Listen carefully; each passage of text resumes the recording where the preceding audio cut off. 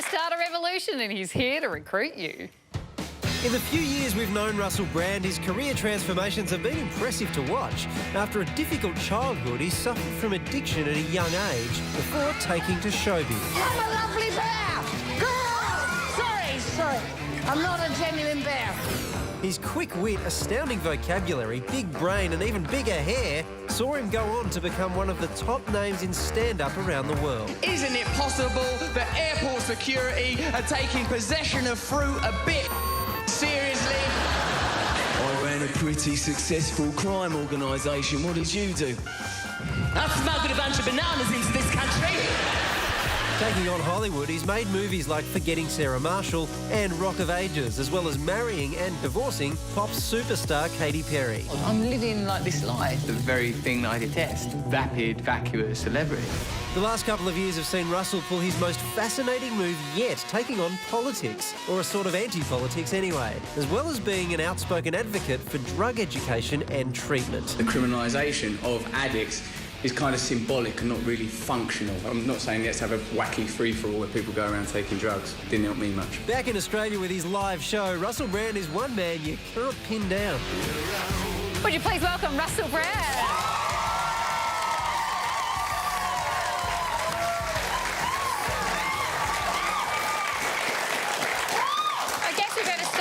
You got a tissue, where would you like to put it? Can I help you with that? Should I explain what's on it before I give it to you? We are a PG time slot, but go for your life. We don't want another pregnancy on this show. There are some spores on this. Wow. Spores. Airborne spores. I'll place it here. Snot. It's not. That's vulgar. These are life-giving seeds from another dimension. How do you feel the mother of your child is going with mothering? That woman, Fifi Box, for me, exemplifies all that is great about Australia. She is fun, she is frivolous, she is beautiful, exuberant, full of life, plucky, can-do spirit. She's unstoppable. I adore her. Amazing. That's lovely. I didn't actually expect that answer, Russell. Why? No, because you actually are this a beautiful person, and you've been a very dear friend to me. When people were perpetuating those rumours, I wanted to stand up. I perpetuated it a bit. Well, you did. I shouldn't have perpetuated that. Not too late. So it's not true. We can just clarify. It's definitely not true, so let's not perpetuate anything other than tonight. Just talking about Russ, it's been 2-3 years since you've been here. The True World Tour is in our country. Please tell us, what can we expect? You come to it. I'll do jokes there. You will have a pleasant time. You will feel connected to your own humanity and to us as a species, but in a joyful way. You will feel optimistic about change. You will not feel hopeless. You will feel loved because I love you. Tickets available. It's a hell of a promise. The last few years have been big for you and have involved a lot of transitions. So stand-up comedy and then acting and then politics and activism. When you're doing all that, is it confusing? It is. Well, that's my question. Is it hard to get back into stand-up headspace? Well, no, not for me, Waleed, because I tell you why. Because for me, all things must come from a centre of truth. Whether you're doing this interview here on the project, or doing stand-up comedy, or making love to a fine-looking woman in hope of a second child. Do it from the place in you that is true, from the place that in you is real. From some ideologies, you would call it God or Allah or Vishnu or whatever. But for me, it's that essence. Behind your personal identity, we are connected to greatness. All of us feel it in silence, the quiet voice of wonder present in us all. You can use that in comedy, you can use it anywhere. Even great athletes use it. Who's that crazy tennis kid you've got now? Nick Kyrgios. Kyrgios, that he's coming from somewhere deep. He's deep, that player. Have there been times in your life where you've lost that? You felt like you've lost it? Yes, I lose it every day. Oh. Do you get it back in time for when the show starts? Please God. You were knee-deep in Hollywood a few years ago. You had, you know... Not knee-deep, You don't stop it. You're in Hollywood and you stop at the knee, you've misread the instructions. Go the full rest of the leg. Don't stop until you're at the midriff. Is that how you get the tissue situation? Yeah. Very much so, yes. I get the impression the experience maybe wasn't as great as you were hoping, or Well, how did you survive that experience? Don't try to resolve inner maladies with any external stimuli or you'll be disappointed. We're taught in our culture that it'll be really good to be famous and rich, and it is compared to being really, really poor. Don't get me wrong. I'm not, like, hoping that someone's going to sling me back into Essex working, like, in a factory. I don't want to do that. But, like, the glistening spectacle, we know this now, it does not nourish us in a real way. So I was sort of, like, getting the things that I thought I wanted as a kid, and then I was thinking, this doesn't work. Why is this not working? Like, if you imagine you're eating a delicious cake, but it tasted of ashes. It didn't make sense to me. It didn't make sense to me. But amazing things happened there. I met beautiful people, had incredible experiences, but I didn't like participating in the hologram of contemporary culture that distracts people from the true beauty that's already within them, that doesn't need to be consumed or bought because we already own it. That needed a beat behind Yeah, it. That was amazing. Someone can do that later on YouTube. Well, now, you've opened a cafe, which sounds awesome, where you've got recovering drug addicts working there. They're unreliable! Why are you late to work? Drugs! And how is it going? No, it's going really well, as a matter of fact. It's a social enterprise. It's good to have businesses that are not motivated entirely by profit, but to bring people together as communities, you know?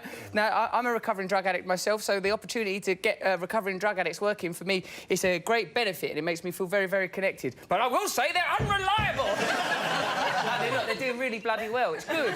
It's good to go to a business place and, you know, people have suffered, and they'll continue to suffer. I stay out of that cafe because I start to take it too serious, you know, like, you know, I want to be in control of it and go, oh, my God, come on, let's go, let's go! Like, I go into being Basil 40 from 40 Towers. Well, you're extremely reliable, and you're reliable enough that you're going to stay with us for a whole nother segment and be just as funny as you were then. I will so not we're going to take a leave break. till Fifi and I have a 25-year-old child. Okay. Stay with us until that happens. We'll be back in a moment.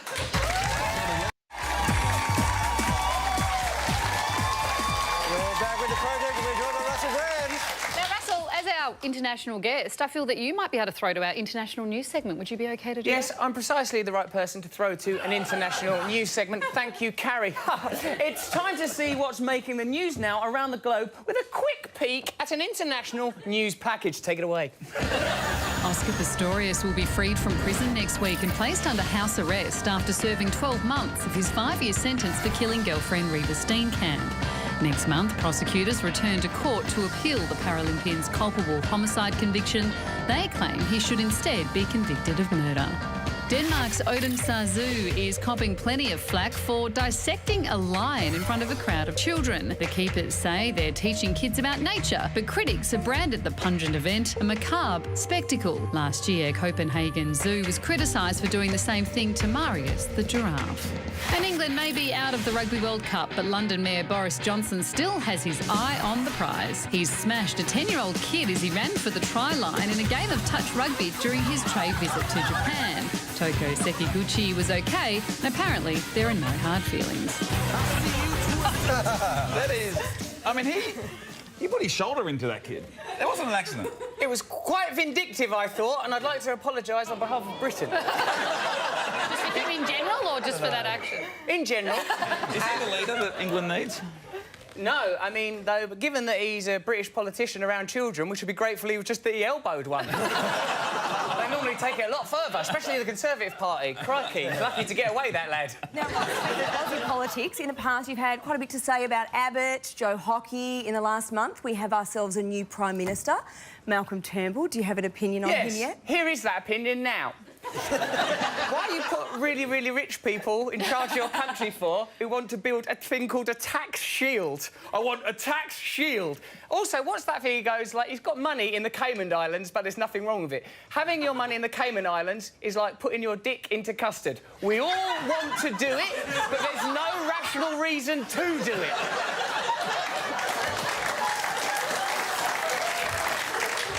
If your dick's in a bowl of custard, you're doing it for a reason.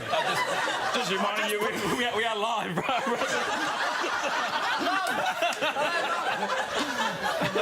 On the upside, though, Bill Shorten has his next line, which is going to be wonderful. Is there ever any chance of you going into politics?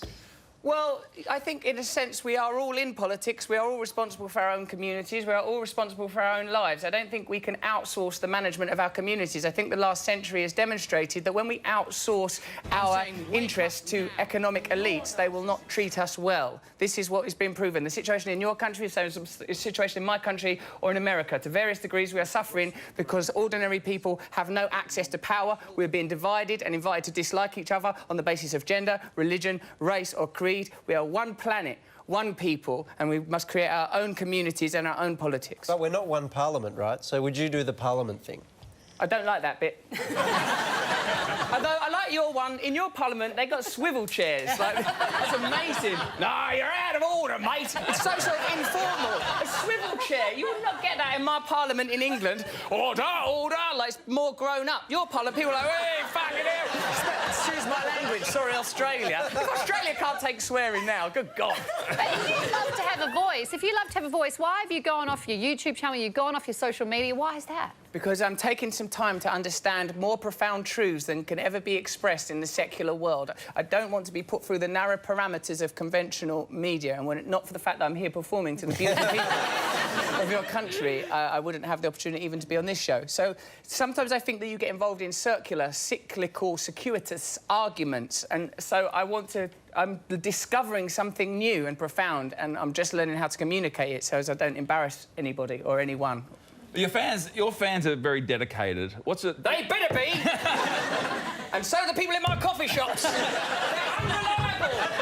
What do you mean you took too many drugs to bake a cake? Oh, I'm sorry, boss. The cake's full of drugs. Delicious. Put 10% on any drug-filled cake. Heroin's not cheap. What's wrong with these kids? Is there any backlash when you take a break? What, someone might lash back at me? Well, I'm here and then they lash. What are people lashing for? Don't lash. Don't lash in any direction. Elegant movements like lashing is undisciplined. Any fan of mine won't lash around. They're not octopuses. I don't even think I understand that. No, I'm going with it. I'm breaking down the... all that's happened there is it's a semantic issue. Sure. The word lash is quite loaded. Right. Often words that you separate them from their actual meaning. Mm-hmm. I've reconnected it to its actual meaning and thus created comedy. That's good. That's why we love you. Started with a metaphor and went literal. Yes, I like it. That was a more succinct way of saying it. You must have been a bloody good lawyer. No, I have to be succinct because we have to go to a break. You've got to defend me in my next case. Apparently, I accused your Prime Minister of putting his dick in custard. We're all back. Lara will be back with us very, very soon.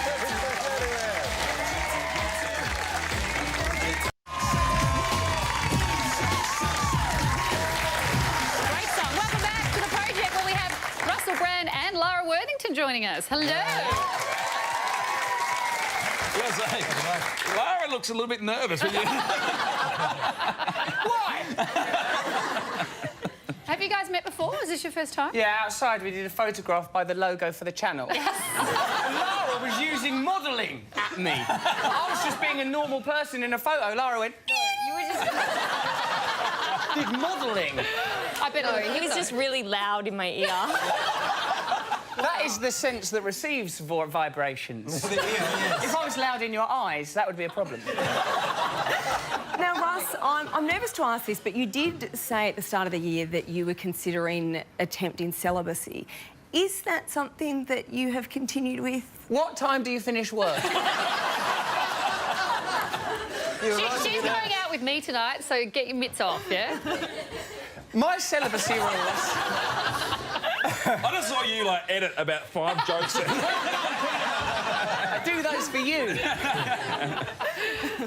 Are you going it alone, or have you got a lovely woman at the moment? I'm committed to the Lord. What do you want to know about me? My private life. Well, you've gone from... What I do with my penis at bedtime.